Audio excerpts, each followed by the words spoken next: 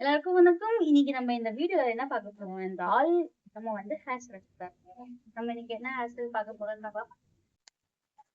இது ஹேர் ஸ்டைல நம்ம இந்த வீடியோல பார்க்க போறோம். இது நல்லா இருக்குல்ல? ஸோ இதை வந்து நம்ம ஃபர்ஸ்ட் என்ன பண்றோம்னா, முடியாவது நான் வந்து சிக்கு எடுத்துட்டேன். ஓகே, அதனால வந்து வெறும் வடுகு மட்டும் எடுத்து நான் வந்து வர போறேன். அந்த வடுகுல இருந்து கொஞ்சம் செக்ஷன்ஸ் எடுத்து 3 கால் பின்னல் மாதிரி பின்னி ஒரு செக்ஷன்ஸ்லயும் வந்து ஒரு செக்ஷன்ஸை ஆட் பண்ண போறோம். சரியா? இப்போ ஃபர்ஸ்ட் எடுத்துட்டோம், அது மாதிரி ஒன்னொன்னா ஆட் பண்ண போறோம். இப்போ ஓணம் வருது, அதுக்கு ரக்ஷாபந்தன் வருது. யார் யார் செலிப்ரேட் பண்றீங்களோ அவங்க வந்து இந்த மாதிரி ஹேர் ஸ்டைல் போடலாம்.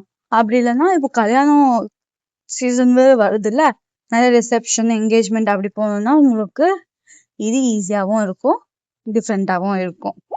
சரியா? உங்களுக்கு வந்து அந்த அந்த மாதிரி போ வேணும்னு அவசியம் இல்லை. நீங்க வேற எதுனா வந்து இது ஸ்டோன் போட்ட கிளிப்பு அப்படி போட்டா கூட நல்லா இருக்கும். ஏன்னா ஃபெஸ்டிவல் சீசன், அதனால நீங்க அப்படி போடலாம்.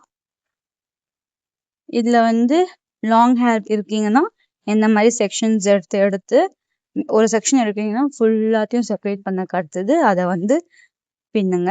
அப்படி இல்லைன்னா இல்லை, அப்படின்னா ரொம்ப சிக்காயிடும். அதனால அதை மட்டும் கொஞ்சம் பார்த்துக்கோங்க. மீடியம் லென்த்ல இருக்கிறது அப்படி இல்லைன்னா சின்ன முடி வச்சிருக்கீங்கன்னா அதுக்கும் நீங்க இப்படி போடலாம். நீங்க பின்னணும்னு அவசியம் இல்லை. உங்களுக்கு பின்னக்கூடாதுன்னா, லாங் லென்த் வச்சிருக்கிறவங்களும் வந்து பின்னணும்னு அவசியம் இல்லை. உங்களுக்கு பின்னக்கூடாதுன்னா பின்னா வந்து சிக்கு அவ்வளோ ஆகாது லாங் ஹேருக்கு. அதனாலதான் எனக்கு வந்து சிக்கானா பிடிக்காது. அதனால வந்து நான் பின்னுவேன். ஓகேயா? அதுக்கு அடுத்தது அதை முடிச்சக்கிறது பின்னாடி வர அளவுக்கு அதை வந்து பின்னிக்கணும். அந்த மாதிரி பின்னி ரப்பர் பேண்ட் போட்டுக்கோங்க.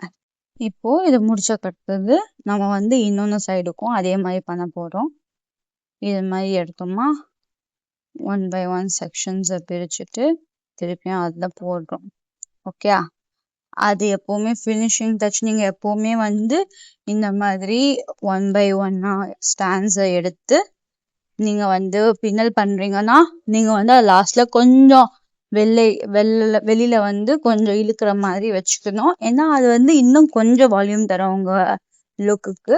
கூடவே உங்க முடியும் வந்து கொஞ்சம் நல்லா அடர்த்தியா தெரியும். சரியா?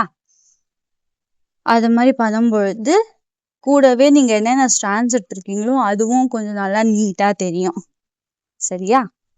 அதனால அப்படி இருக்கணும். அதே மாதிரி நீங்க வந்து ஏதோ முடி குளிக்க முடியாது அந்த சில டேஸ் இருக்கும் தெரியுமா, அப்போ கூட நீங்க இந்த ஹேர் ஸ்டைல் போட்டீங்கன்னா அவ்வளோ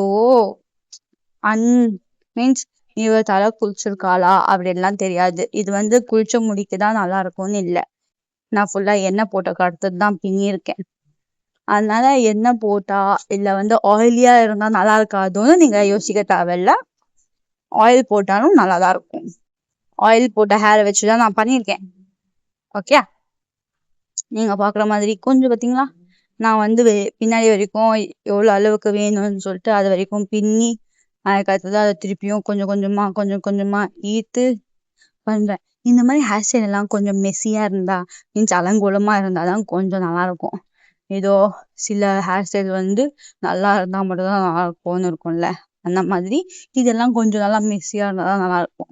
ஏன்னா நம்ம முடி எப்படியோ காலையில இருந்து மதியம் வரைக்கும் மீன்ஸ் எப்படி வரணுமோ அப்படியே இருக்காதுல்ல, கொஞ்சமாச்சு அப்படி இப்படின்னு மாறும்ல. ஸோ இந்த மாதிரி போடும்போது உங்களுக்கு ரொம்ப காஷஸ், ஐயோ முடி சிலிப்பிக்கிச்சு அப்படி இப்படி பயப்பட தேவையில்ல. சரியா? அதுக்கு அடுத்தது நான் வந்து இப்போவே அதெல்லாம் முடிச்சக்கு அடுத்தது இப்போவே வந்து கீழே இருக்கிற சிக்கெல்லாம் உடைச்சிடுறேன். ஏன்னா நம்மளுக்கு வந்து இப்போ ஃப்ரீ ஹேர் விடுறீங்களோ இல்லையோ அந்த மாதிரி சிக்கு இருக்கக்கூடாதுல்ல.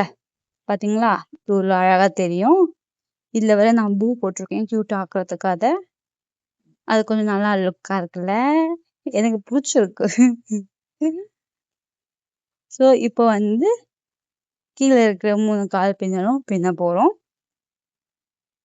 எப்பவுமே பின்னுற மாதிரி ஃபர்ஸ்ட் ஒரு 2-3 இது பின்ன கடுத்தது முன்னாடி கொண்டு வந்து கடுத்தது நம்ம எல்லா பின்னலையும் பின்ன போறோம். நான் வந்து எப்பவுமே ஒரு நல்லா எண்டுல கொஞ்சமா முடி மட்டும் விட்டுப்பேன். அப்படிதான் பின்ன போறேன். உங்களுக்கு வந்து கீழே அதிகமா முடி வேணும்னா கூட விடலாம். சரியா? நான் வந்து நல்லா லாஸ்ட் வரைக்கும் கொண்டு போய் ரப்பர் பேண்ட் போட போறேன். அதுக்கு அடுத்தது இப்போ வந்து உங்களுக்கு நான் ஃபினிஷ் லுக் காமிக்க போறேன். இதோ இதுதான் ஃபினிஷ் லுக். இது வந்து நாள் முடிஞ்சக்கு அடுத்தது காமிக்கிறேன் இதை நானு. சரியா? மீன்ஸ் அது காலைல பின்னது. ஆனா இது வந்து வேலை எல்லாம் முடிச்சக்கு அடுத்தது வந்தேன். அப்பவும் முடி எப்படி இருக்கு? செமையா இருக்குல்ல? இந்த மாதிரி வேற என்ன ஹேர் ஸ்டைல் வேணும்னா சொல்லுங்க. நன்றி. இந்த வீடியோ பார்த்ததுக்கு. உங்களுக்கு வீடியோ பிடிச்சிருக்கும்னு நினைக்கிறேன். பிடிச்சிருந்தா லைக் பண்ணுங்க. இந்த மாதிரி வீடியோஸ் எதனா வேணும்னா கமெண்ட் பண்ணுங்க. என்னால எவ்வளவு போட முடியுமோ போடுறேன். அதுக்கு அடுத்தது இந்த மாதிரி வீடியோஸ் வந்து உங்களுக்கு மிஸ் பண்ணக்கூடாது. நீங்க சப்ஸ்கிரைப் பண்ணி பெல் ஐக்கான அமுக்குங்க சேனல். சரிங்களா? இப்பொழுதைக்கு சென்று வருகிறேன். உங்களுடைய அன்புடன் நேயங்கா. நன்றி, வணக்கம்.